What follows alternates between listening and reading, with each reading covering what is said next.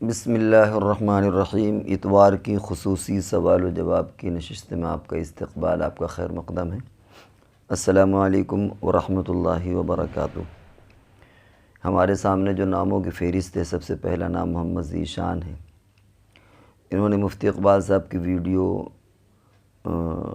دکان وغیرہ یا مکان خالی کرانے پر پیسہ لینا، اس پر کامنٹ کیا ہے۔ اب وہ ویڈیو ہم نے سنی ہوئی نہیں ہے، یہ انشاءاللہ آپ کا یہ کامنٹ ان کے اس میں ڈال دیا جائے گا، یا اگلے ہفتے کے لیے آپ دوبارہ ڈال دیں، تاکہ جب مفتی صاحب اگلے ہفتے بنائیں تو اس کا جواب دے دیں۔ دوسرا نام ہے عبد الرحمن۔ یہ پوچھتے ہیں کہ منہ بولی بیٹی کا شریعت میں پردے کا کیا حکم ہے، اور منہ بولے بھائی کا کیا حکم ہے؟ شریعت میں جو بھی رشتے ہوتے ہیں وہ حقیقی رشتوں کے اعتبار سے پردے کا تعلق ہے کہ وہ محرم ہے یا محرم نہیں ہے۔ باقی یہ منہ بولا اور لے پالک، اس کا شریعت میں کوئی اعتبار نہیں ہے۔ اب اگر منہ بولی بیٹی ہے اور محرمیت کا رشتہ نہیں ہے اس کے ساتھ، تو ظاہر بات ہے کہ پردہ ہوگا۔ اسی طرح منہ بولا بھائی ہے لیکن محرمیت کا رشتہ نہیں ہے، تو ظاہر بات ہے کہ پھر اس سے پردہ ہوگا۔ یہ جو اوپر بات آئی کہ منہ بولی بیٹی محرمیت کا رشتہ، کبھی ہوتا ہے بھتیجی ہے، ہم اس کو بیٹی بھی مانتے ہیں، اور بھتیجی بھی ہے، تو ظاہر ہے کہ چونکہ وہ محرم ہے حکم بدل جائے گا۔ یا بھانجی ہے، ہم اس کو بیٹی بھی کہتے ہیں، بیٹی بنا لیا ہم نے، لیکن وہ بھانجی بھی ہے تو محرم ہو گئی۔ تو لیکن اگر اس کے علاوہ محرمیت کا کوئی تعلق نہیں ہے، یعنی وہ محرم نہیں ہے ایک دوسرے کے لیے، تو محض منہ بولنے کی وجہ سے شریعت میں پردے کا کوئی حکم نہیں بدلتا، پردہ ویسے ہی رہتا ہے جیسے پہلے تھا۔ ایک اور نام ہمارے سامنے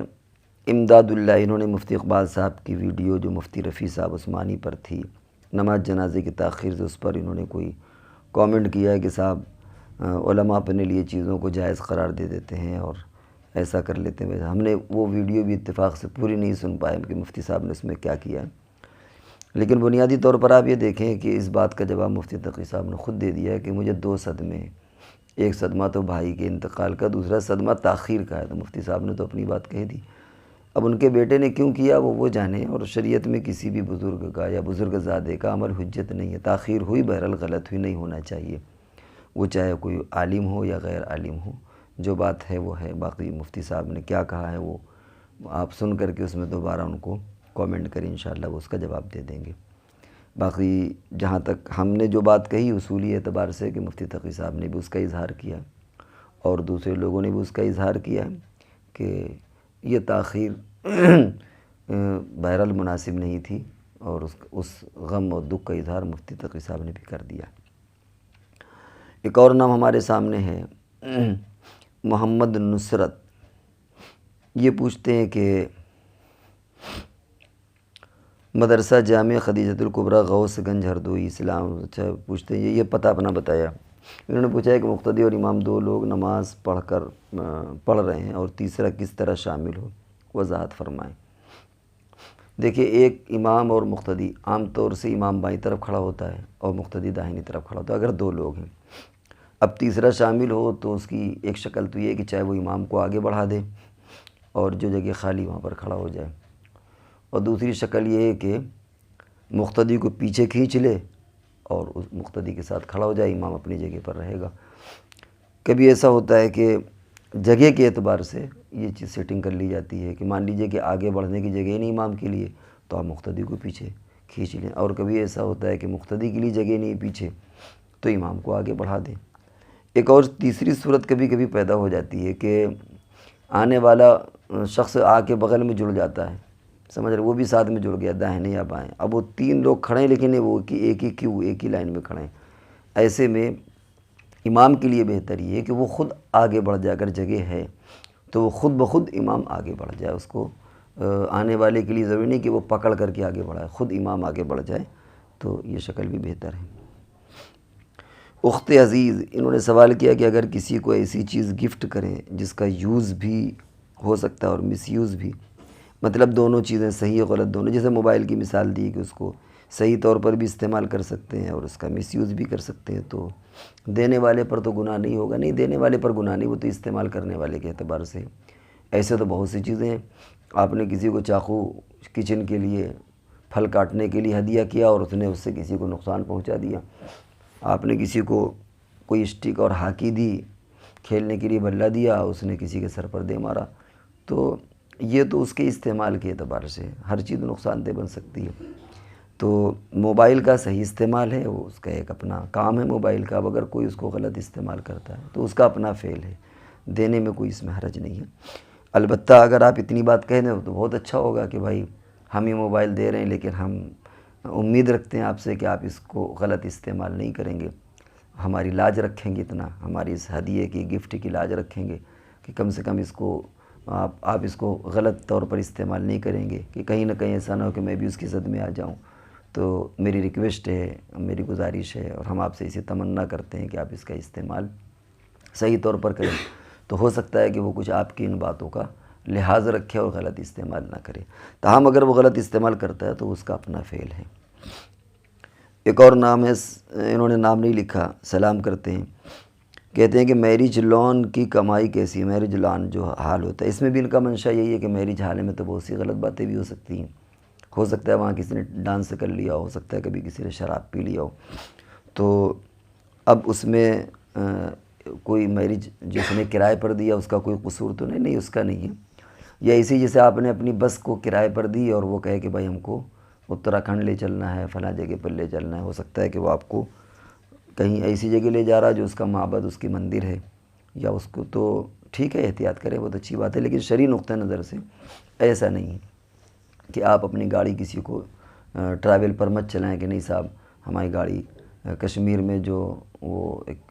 جو امر ناتھ ہے اس میں نہیں جا سکتی، آپ کا کام گاڑی ہے، وہ جا کر کے وہاں کیا کریں گے وہ ان کا اپنا فعل ہے۔ تو اسی طریقے سے میرج لان آپ نے شادی کے لیے دیا ہے حال، اب اس میں وہ اگر کوئی غلط کام کرتے ہیں وہ ان کا اپنا کام ہے، اس سے آپ کو کوئی لینا دینا نہیں ہے۔ باقی یہ کہ آج کل بہت سے لوگ میرج حال میں باقاعدہ ایک بورڈ ٹانگ دیتے ہیں کہ بھائی آتش بازی مت کریں، یہاں فائرنگ مت کریں، اسی طریقے سے یہاں ناچ گانا مت کریں۔ بہت اچھا اگر اس طرح کر کے ٹانگ دے، ریکویسٹ کر لیں ان سے تو اور شفافیت پیدا ہو جائے گی، بہت اچھی بات ہے۔ دوسرا ان کا سوال یہ ہے کہ دارالعلوم کا فتویٰ ہے کہ ہمیں ڈاکٹر ذاکر نائک کیسے آدمی ہیں، اور دوسرے علماء کے ڈاکٹر ذاکر نائک کے بارے میں کیا رائے ہے؟ دیکھیے ان کے بارے میں الگ الگ رائے ہیں، دارالعلوم نے کسی خاص پس منظر میں فتویٰ دیا ہوگا۔ دو باتیں ہیں ان کی، ایک تو تقابل ادیان کے تعلق سے ان کی سپیچز ہیں، دو مذہبوں میں جو تقابل اور اسلام کی خوبیاں بیان کرنا، اس میں تو کوئی منع نہیں کرتا، اس میں دارالعلوم بھی کنڈم نہیں کرتا ان کو، آپ سن سکتے ہیں اس کو۔ دوسری چیزیں مسائل کے تعلق سے، چونکہ وہ غیر مقلد کہہ لیجیے، یا یہ کہ وہ تھوڑا سا آزاد، اس لیے منع کیا جاتا ہے کہ کہیں کوئی آدمی سنے اور کہیں ایسا نہ ہو کہ وہ ادھر ادھر بھاگنے لگے وہ دوسرے مسلک پر، اور پھر وہ کہیں کا نہ رہے، نہ ادھر نہ ادھر، پتہ نہیں کہاں سے کہاں چلا جائے، تو غالباً دارالعلوم نے اسی طرف توجہ دی ہوگی۔ باقی عقائد کے تعلق سے ایسا کوئی ابھی وہ نہیں آیا کہ ان کے بارے میں کوئی کفر کا یا بہت زبردست قسم کی گمراہی کا فتویٰ، ایسا نہیں ہے، ان کی اپنی قربانیاں بھی ہیں، خدمات بھی ہیں، تو اس تعلق سے مسائل پر ان پر بھروسہ نہ کریں۔ اور جنت کے تعلق سے، حوروں کے تعلق سے بھی اگر کوئی بات انہوں نے کہہ دی ہے تو اس پر جمہور جو کہہ رہے ہیں اس پر آپ توجہ دیں، اس کی طرف آپ توجہ دیں۔ اور باقی یہ کہ ان کی جو تقابل ادیان کے تعلق سے جو ان کی اسپیچز ہیں وہ تو بہت اچھی ہیں، زبردست ہیں، ان کو سننے میں کوئی حرج نہیں ہے۔ ابو سعید انہوں نے پوچھا ہے کہ اذان ثانی کا جواب زبان سے دینا چاہیے یا دل میں، اور خطبے کے دوران دعائیں آتی ہیں ان پر آمین آہستہ کہیں یا بلند آواز میں؟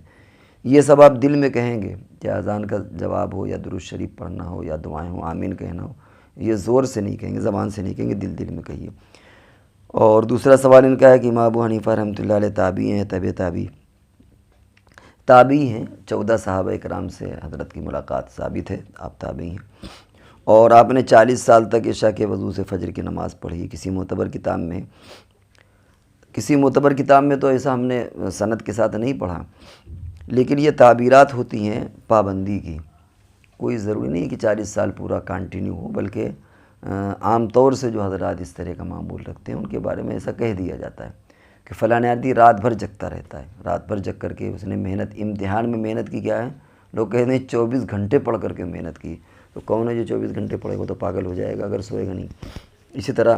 لوگ کہتے ہیں کہ بھائی جب امتحان کا زمانہ ہوا تو میں 1 مہینے پہلے سے میں رات بھر نہیں سوتا تھا، رات بھر پڑھتا تھا۔ اس کا یہ مطلب نہیں کہ وہ رات بھر کبھی نہیں سوتا تھا، مطلب ہے کہ رات میں بھی پڑھتا تھا۔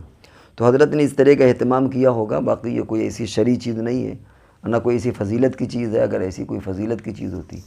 تو صحابہ کرام سب سے زیادہ اس پر بڑھ کر کے ہوتے، حضور علیہ السلام کا معمول اس پر ہوتا، لیکن شاید کسی صحابی سے ایسا ملقون نہیں، مروی نہیں ہے۔ تو اس لیے حضرت نے اگر پڑھ لیا ہے تو ٹھیک ہے، اور اس سے یہ لازم نہیں آتا کہ 40 سال میں کبھی بھی ایسا نہ ہوا ہو۔ ممکن ہے کہ للاکثر حکم الکل کی جو بات آتی ہے کہ جب آدمی کسی چیز کو زیادہ کرتا ہے تو لوگ اس طرح تعبیر کر دیتے ہیں۔ ایک اور نام ہمارے سامنے ہے زرینہ شیخ بھیمنڈی۔ یہ پوچھتی ہیں کہ عورت پیتل، لوہے، تانبے یا پلاسٹک کی رنگ پہن کر نماز پڑھ سکتی ہے؟ دیکھیں نماز تو ہو جاتی ہے، وہ کچھ بھی پہن لے، نماز پڑھنے میں کوئی وہ نہیں ہے۔ البتہ نماز میں یا نماز سے باہر پہننا کیسا ہے، تو اس سلسلے میں حضور علیہ السلام نے ان زیورات سے منع فرمایا جس میں مشابہت پیدا ہوتی ہے، اور اس مشابہت کی وجہ سے گویا تشبہ پیدا ہو جاتا ہے۔ اور اس میں آپ نے جو ذکر کیا لوہا، کیونکہ لوہا بعض غیر مسلموں کی پہچان ہے، پیتل اور تانبا یہ بعض غیر مسلموں کی پہچان ہے، وہ پہنتی ہیں، اس لیے حضور نے منع فرمایا وہ نہ پہنے۔ باقی آج کل جو آرٹیفیشیل اس میں کوئی حرج نہیں ہے، کیونکہ وہ ان کی کوئی مشابہت نہیں ہے ان کی، وہ تو پوری دنیا پہن رہی ہے اس کو۔ تو یہ جو پیتل اور تانبا اس لیے کہ وہ چونکہ ان کی خاص شعار ہوتا ہے، یا یہ کہ وہ مذہبی طور پر اس کو پہنتی ہیں ان کی عورتیں، تو تشبہ لازم نہ، اس لیے حضور علیہ السلام نے منع فرمایا۔ تو نماز بہرحال ہو جائے گی لیکن پہننا درست نہیں ہے۔ آخری سوال ہمارے سامنے بچا ہے، عبد الرحمن یہ سوال کرتے ہیں کہ حضرت ہم تہجد کی نماز پڑھنا چاہتے ہیں لیکن ہماری آنکھ نہیں کھلتی، ہم تہجد میں کیسے اٹھیں، اس کا طریقہ کیا ہوگا؟ دیکھیے تہجد میں اٹھنا بہت آسان ہے، اگر آپ جلدی سو جائیں، جتنی جلدی سوئیں گے تہجد میں خود بخود آنکھ کھل جائے گی۔